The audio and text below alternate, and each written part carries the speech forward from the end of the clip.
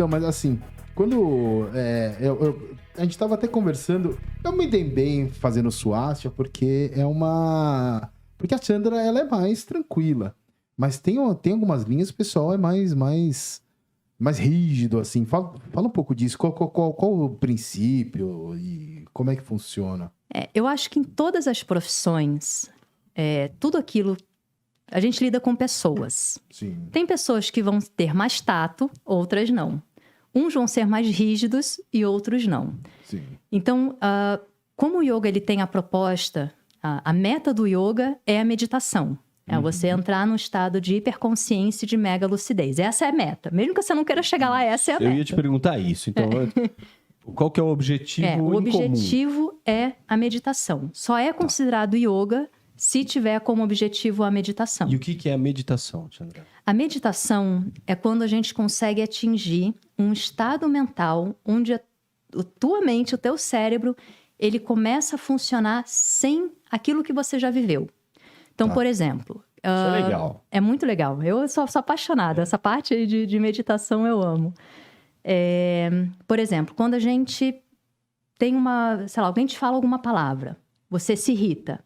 Tá. Às vezes essa irritação não é nem pela pessoa, e sim, você já pode ter ouvido isso há muito tempo atrás que despertou um gatilho. Tá.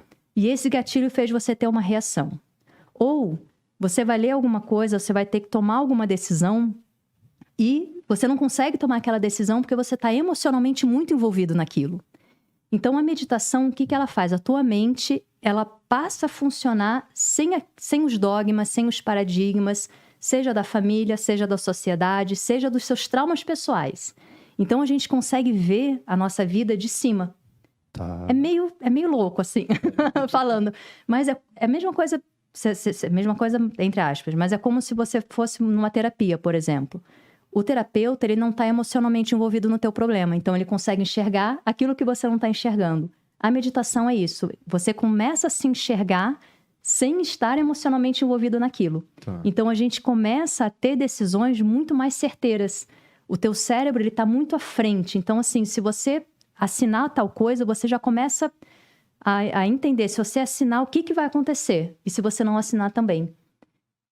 Então, é muito interessante esse processo, a gente chama de intuição linear.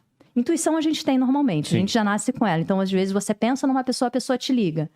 Ou você encontra essa pessoa no meio da Paulista, do nada, só Sim. porque você pensou. Então, a gente tem um processo de intuição, só que não é linear. A meditação, ela transforma a tua mente numa máquina poderosa de resultados. Mas tem um momento que você está meditando. Tem um momento que você está meditando. Tem um momento que você está na prática da meditação. Mas esse momento faz transformar todo o resto? Aí você transforma esse momento da meditação em todo o resto. Entendi. Quem faz é o aluno. Eu achei legal uma vez que você explicou que é difícil entender para quem nunca meditou o que é meditação. E aí ela explicou uma vez assim, sabe quando criança fica fazendo meio que a mesma coisa? Sei lá, pega um papel, uma caneta e fica meio... fazendo... E você vê que ela tá super concentrada naquilo, mas ao mesmo tempo o cérebro dela tá meio desligado. Ou você fica fazendo alguma coisa repetitiva, e é mais ou menos isso. Então você tá concentrado, pelo que eu entendi, né? Você tá muito concentrado em uma coisa só e não tá pensando em nada ao mesmo tempo, entendeu? É muito interessante que nesse processo, quando a gente está fazendo coisa repetitiva, é um treino. Então, é um treino para saturação das ondas mentais. Quando a gente coloca um eletroencefalograma para medir as ondas mentais, tem aquelas ondinhas por segundo. Quando a gente está no estado de meditação, essas ondas, elas praticamente não se mexem. Ou seja, a gente sai do estado cerebral normal de um ser humano, que são aquelas instabilidades, aqueles monte de pensamentos, e a gente transpassa isso. E aí a gente tem, inclusive, a equalização desses hemisférios entre o emocional e o racional. Então, você consegue ter a prática da meditação, que é quando você senta para meditar. E aí tem as etapas também. Certo. Depois eu vou falar todas as etapas. Boa. E hoje nós vamos atingir o... Samadhi. Que é esse estado de hiperconsciência. E aí, esse processo de meditação, você consegue, por exemplo... Sabe quando você tem uma música muito chata na cabeça e você precisa que essa música saia da sua cabeça. Acho que todo mundo já passou por isso, né? Quem tem filho, Ai, Quem tem filho sabe a galinha pintadinha. é tipo do peixinho E aí você lá tá do assim, tubarão, com- Baby Shark, Baby Shark. Nossa, Baby Shark. Ai, tamo na mesma.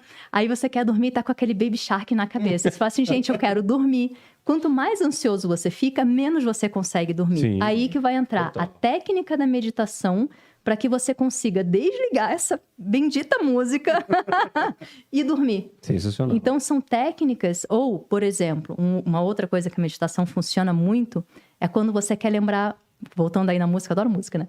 É, quando você quer lembrar, a letra de uma música tá na ponta da língua, mas você não lembra. Aí, sei lá, você tá no chuveiro, tomando banho, aí a música vem. Todo mundo já aconteceu isso. Sim. Sim.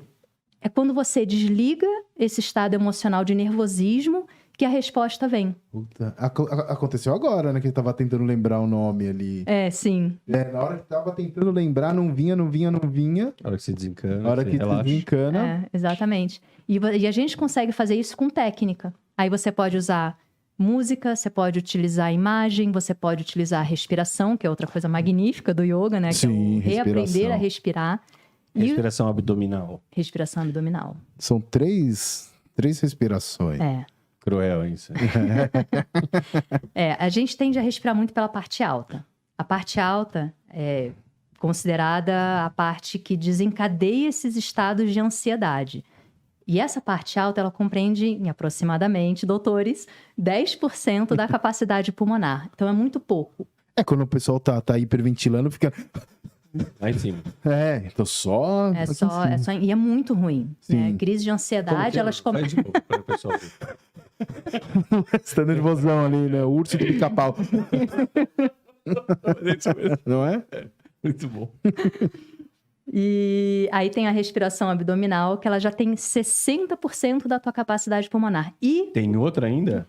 E tem a parte média, que é a parte intercostal, com 30% dessa capacidade. Então, a ideia, a gente começa com a respiração abdominal, só que a ideia é trabalhar a respiração completa, essas três partes dos pulmões, que é como se você vai inflando, é muito gostoso. E a parte abdominal, o diafragma, E ele hoje tá nós ligado vamos no fazer nervo qual vago. aqui? Qual A gente tinha vocês combinado. quiserem. Vai ter Puxa por treino uma de narina, segura, solta pela outra. Esse respiratório é maravilhoso.